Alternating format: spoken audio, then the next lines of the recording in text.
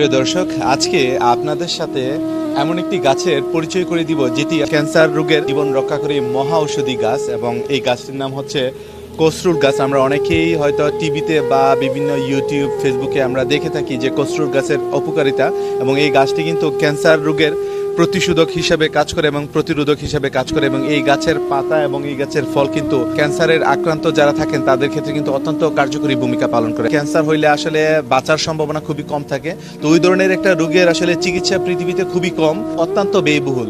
তো সেই ধরনের রোগ থেকে যদি আপনারা একটা গাছের পাতা বা ফল খেয়ে যদি ক্যান্সার থেকে মুক্তি পান, তাহলে তো এটা আসলে তুলনাহীন। তো যারা নিতে চান এই কসরুল গাছের পাতা বা কসরুল গাছের ফল, তারা কিন্তু খেওড়া এই আলামিন ভাইদের বাড়িতে আসতে পারেন। আমরা যেই বাড়িতে আসি খেওড়া গ্রামের আলামিন ভাইদের বাড়িতে, সৌদি প্রবাসী, এবং ওনার স্ত্রীরা ক্যান্সার আক্রান্ত ছিল।